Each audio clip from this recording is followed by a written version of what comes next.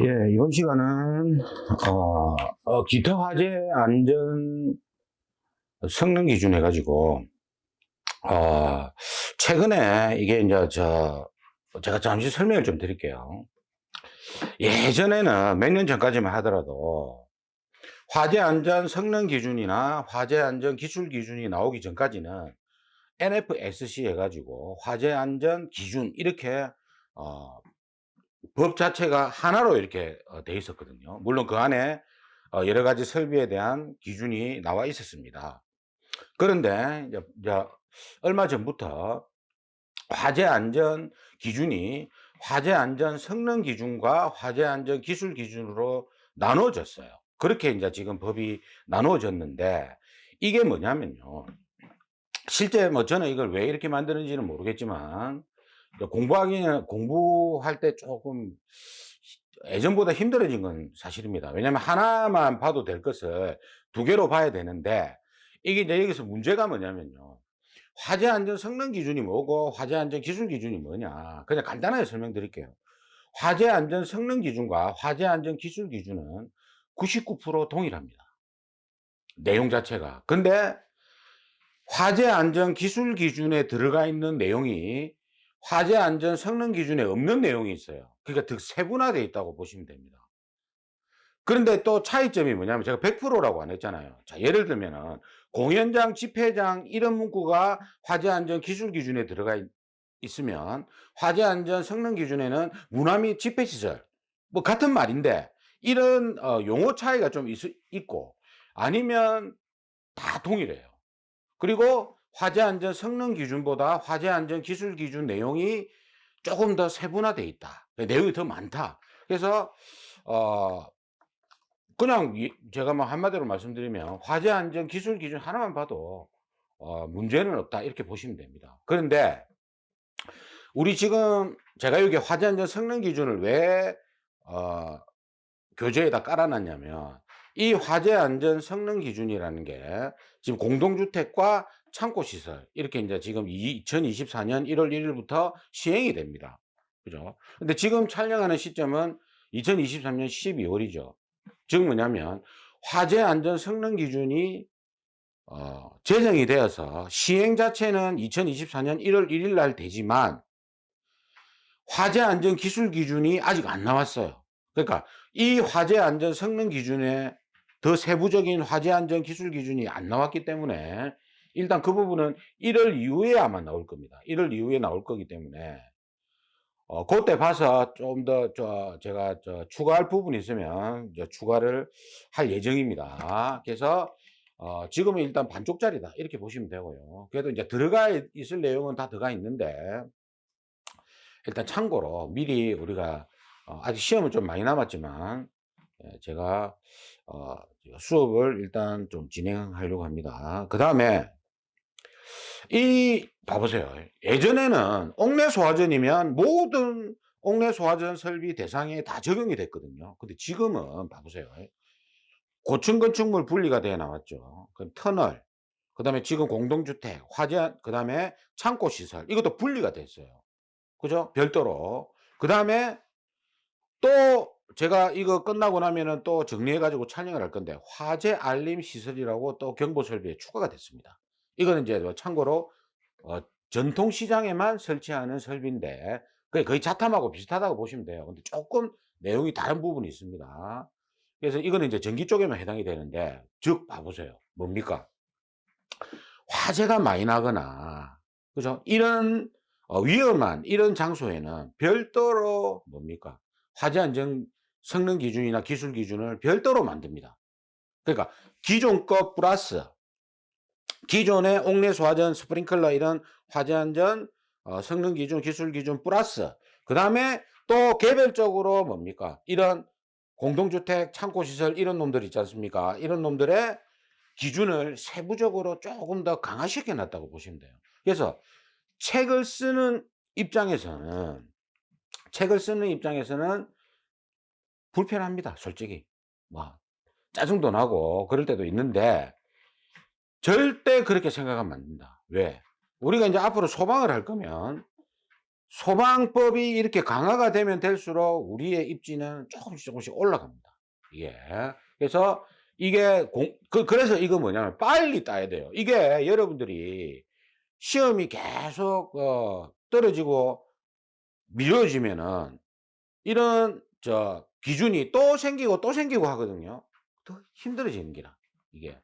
그래서 빨리 따야지 자격증 빨리 따고 그죠? 따야지 이런 추가적인 이런 기준들을 공부를 할 필요가 없습니다. 그래서 제가 여기에 대해서 설명을 좀 드리려고 합니다. 자, 먼저 공동주택의 화재 안전 성능 기준 해가지고 NFPC 608 해가지고 나와 있습니다. 그리고 다른 화재 안전 성능 기준에 관계해가지고 이 기준에 이 내용이 뭐냐면 여기에 규정이 없는 것은 그죠? 기존의 화재 안전 성능 기준을 따라라 이 말입니다. 즉 뭐냐면요. 자탐 기준이 여기에 나와 있습니다. 우리 자동화재 탐지 설비 기준 자체가 굉장히 많지 않습니까? 뭐 수신기, 감지기, 경계구역, 뭐 발신기, 뭐 음향장치 이런 게 많잖아요. 여기에도 그 내용이 일부가 들어가 있는데 좀 강화시켜 놨겠죠. 근데 여기에 없는 내용은 기존의 자탄 걸 따라라 이 말입니다.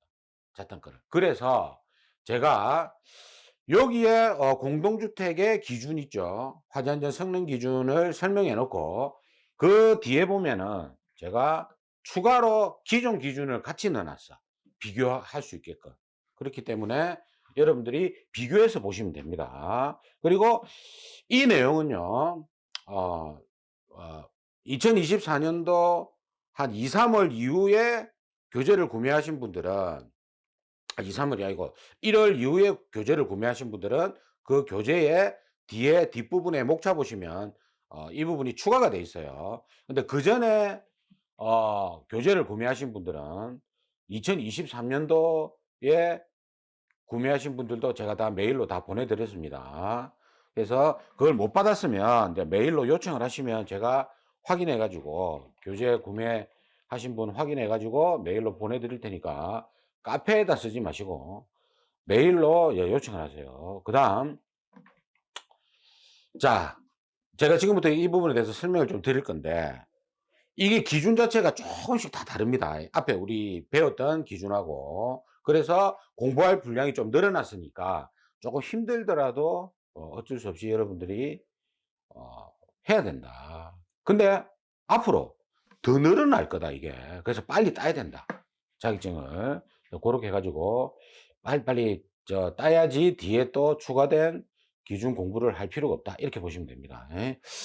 자, 그래서 우리 이제 교재 체험해 보시면 이게 제가 페이지가 우리가 여기 보시면 여기는 1페이지나 돼 있는데 실제 우리 교재에는 이게 이론편입니다. 이론편.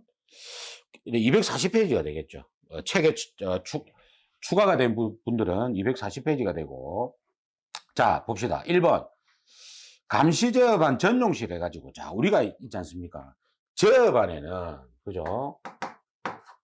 제어반에는 뭐가 있습니까? 감시 제어반과 동력 제어반으로 구분되죠. 그죠? 동력 제어반으로 구분이 됩니다. 그래서 동력 제어반은 뭡니까? MCC 패널을 이야기하죠. 우리 현장에서는 MC 판넬 이렇게 이야기하는데 MC 판넬, 동력 제어반, 펌프 기동식 기준 이런 거 아닙니까? 정지시키고. 그 다음에 감시 제어반은 소화 설비의 수신반을 이야기합니다. 그죠? 소화 설비. 즉 소화 설비가 뭡니까? 옥내 소화전, 스프링클러 이런 놈들 있죠. 스프링클러, 물 분무 이런 놈들, 포 이런 놈들의 수신반을 이야기합니다. 그죠? 그래서 제가 우리 수신기 도식이온은 심벌은 이렇게 표시를 하고 그죠? 이렇게 표시하지 않습니까? 그죠? 그 다음에 감시 제어반은 이렇게 해가지고 요 두 줄이 가죠. 두 줄. 요게 이제 감시 제어반, 동력 제어반이 된다. 똑같은 수신기라고 보시면 됩니다. 감시 제어반은. 그래서 우리가 감시 제어반은 여러분들이 도면 문제를 푸시다 보면은 항상 1층에 주로 설치가 되어 있지 않습니까? 그죠?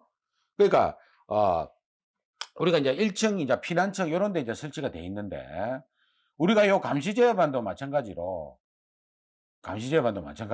기존에는 피난층이나 지하 1층에 설치하라고 규정이 되어 있어요. 그러니까 이거는요, 여러분들이 뒤에 보시면은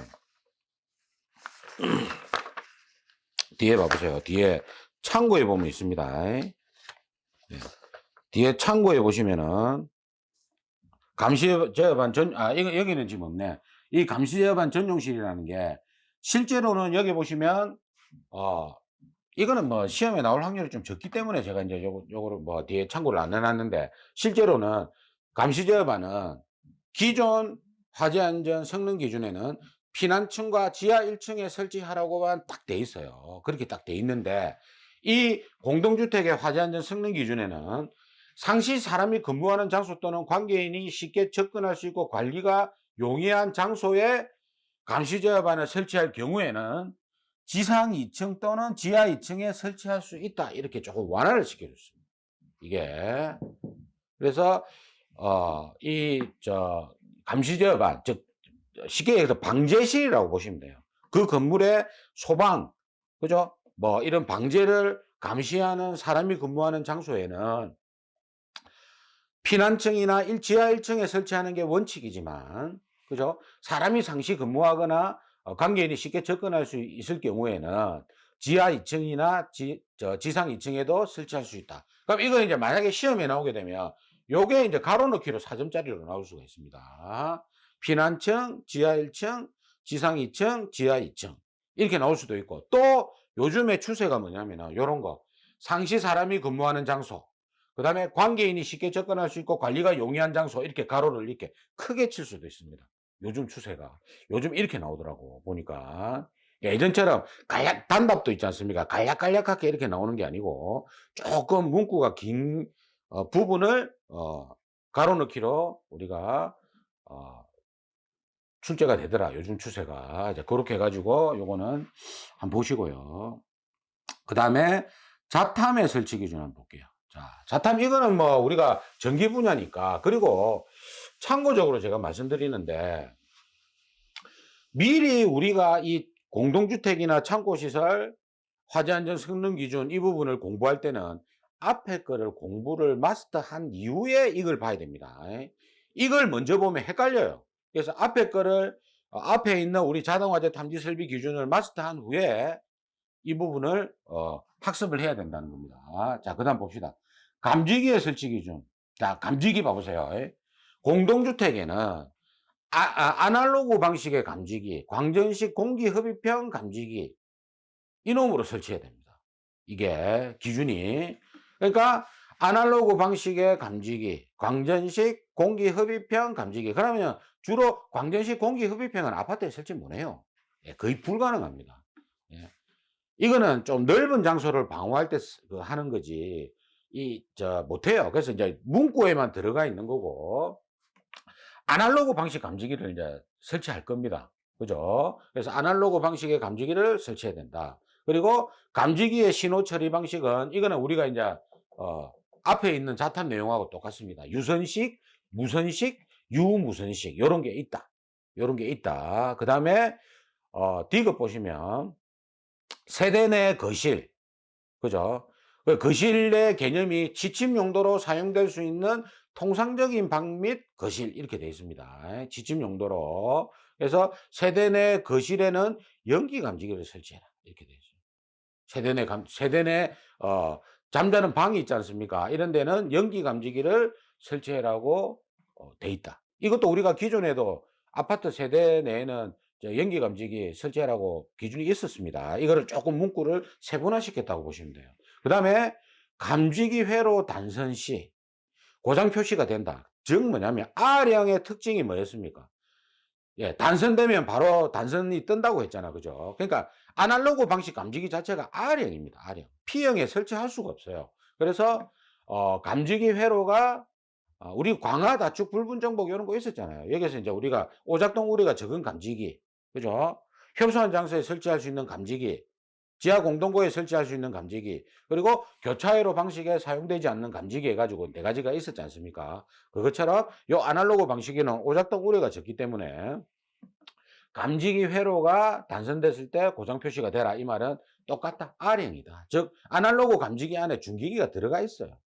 앞에 설명 보시면은 다 들어가 있거든. 그래서 고장 표시가 되고 이거 당연한 겁니다. R형이니까. 그리고 해당 회로에 설치된 감지기가 정상될 수 있도록 있는 성능을 뭐 이건 당연한 말 아닙니까? 그죠? 그리고 여기서 감지기 기준에서 보시면 아날로그 감지기는 어떤 감지기를 설치해야 되는가 이렇게 물어볼 수가 있어요. 그래서 아날로그 방식 감지기, 강전식 공기 흡입형 감지기는 시험에 출제될 확률이 높다. 이제 요렇게 보시면 되고요. 그리고 연기 감지기, 세대 내 거실에는 어떤 감지기 설치해야 되는가 이렇게 물어볼 수가 있겠죠. 연기 감지기. 이렇게 우리가 공부를 하시면 됩니다. 그리고 고장 표시 이것도 가로 넣기로 나올 수가 있습니다. 감지기 회로 단선 때는 뭐 어떻게 돼야 된다? 고장 표시가 돼야 된다. 이건 당연한 거다. R형은 모두 우리가 P형 같은 경우는 도통시험을 해야지 단선 유무를 판단할 수 있지만 R형은 단선을 시키게 되면은 즉 종단장이 없고 단선을 시키게 되면은 자동으로 고장 표시가 된다. 그죠? R형. 그리고 복층형 구조인 경우에는 출입구가 없는 층에 발신기를 설치하지 않을 수 있다. 그러니까 우리가 어떤 아파트에 보면 복층형 건물에 아파트가 있어요. 거기 가보면 복층에 출입구가 없습니다. 대부분이. 그죠? 출입구가 있을 수가 없지. 그죠? 그래서 복층형 구조에 출입구가 없는 층에는 우리가 예를 들면 이겁니다. 우리가 여기가 이제 복층형 구조의 아파트인데 1층에서 들어와 갖고 사다리 타고 이렇게 올라가 2층으로. 이렇게 올라가면 여기가 이제 복층입니다. 그럼 여기는 뭡니까? 대부분 뭐 집 나와 놓든지 아니면 잠을 잔다든지 이런 것밖에 없어요. 여기에 출입문이 있을 수가 없지. 여기서 어디로 나간단 말입니까? 여기 층수로 따지면 2층인데 여기가 1층이고 여기 2층인데 나갈 수가 없거든요. 이거 자체가 없어. 근데 만약에 요게 있게 되면은 있으면은 발신기를 넣어야 되지만 여기에 대부분 없거든. 그러니까 이거는 뭐다? 예, 복층형 구조인 경우에 출입구가 없다. 출입구가 대부분 없습니다. 99.9%가 없어요. 없으면 발신기 자체를 뭡니까? 생략해도 된다. 근데 여기에 이제 만약에 출입문이 있어가지고 여기로 나갈 수가 있다.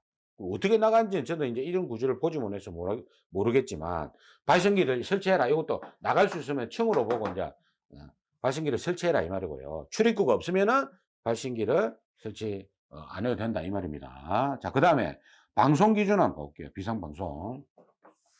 자, 비상방송 설비는 시험에 이것도 나올 확률이 높아요. 자, 확성기는 스피커죠. 확성기는 각 세대마다 설치한다. 이건 뭐 당연한 말이고. 그 다음 두 번째 거 보세요. 아파트 등의 경우 실내에 설치하는 확성기 음성 입력은 2W 이상이다. 우리가 기존에 배웠던 게 뭡니까? 요 내용이라.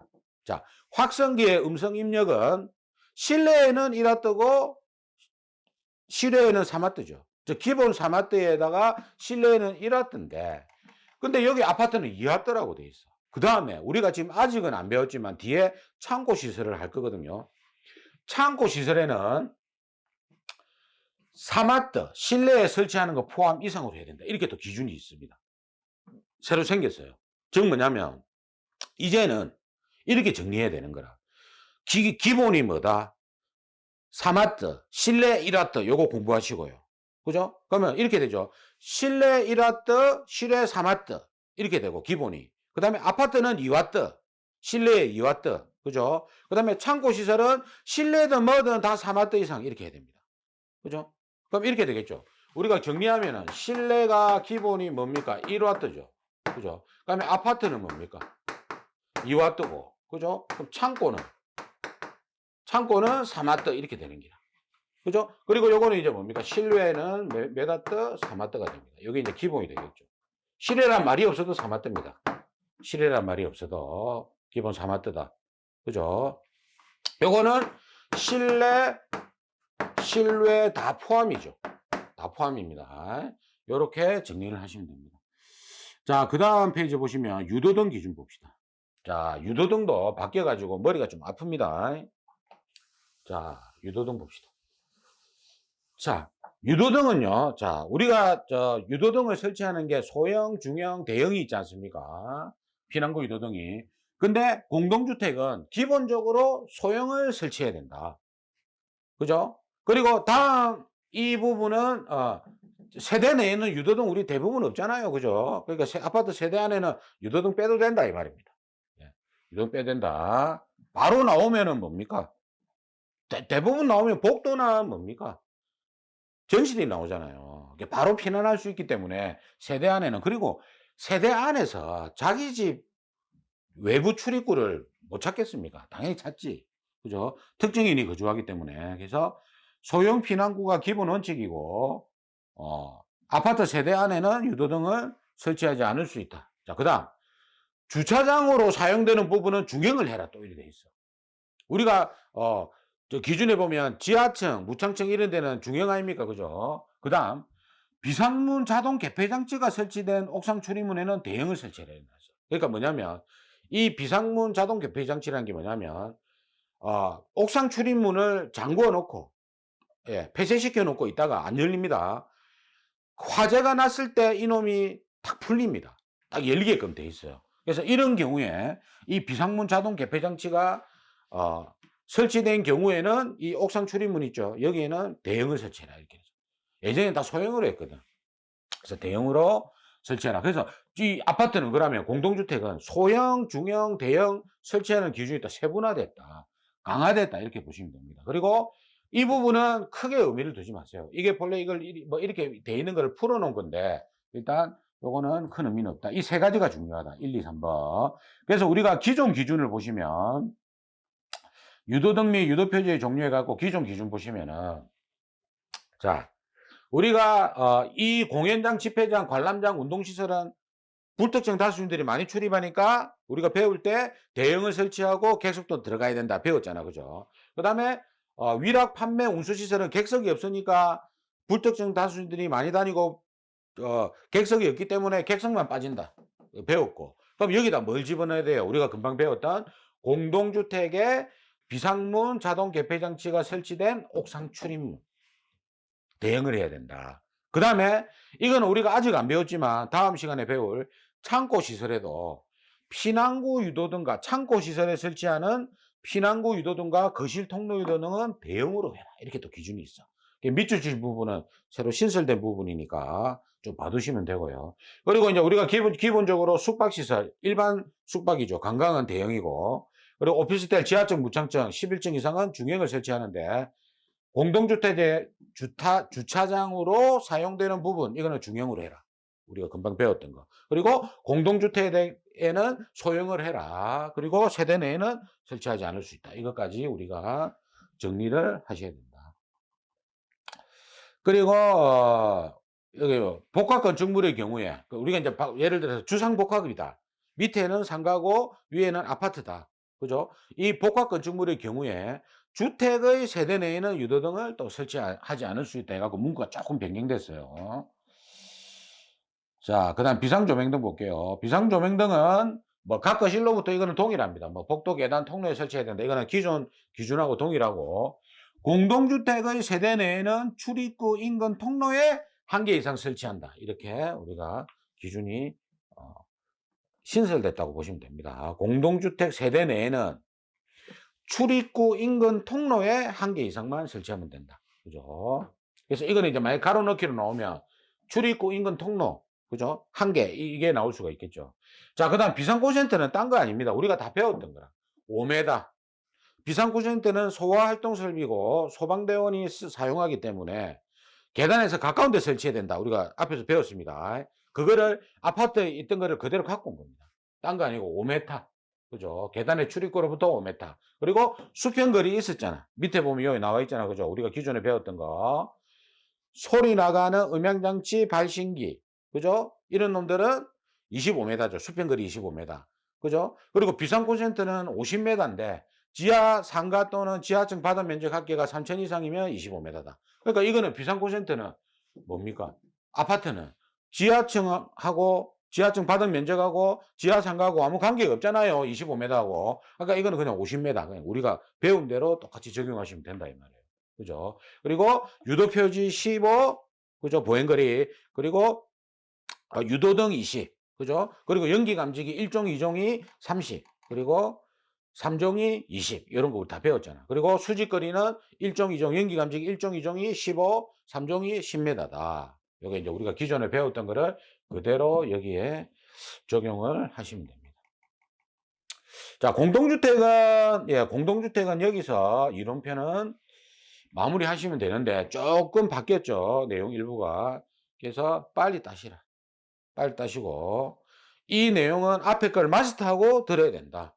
그죠? 고렇게 정리해 지금 이거 말고 뒤에 창고 시설 할 건데요. 창고 시설 끝나면 또 화재 알림 시설 또 해야 돼. 그럼 또 이거 끝나고 나면 또 뭐 어떤 기준이 또 들어올지. 그죠?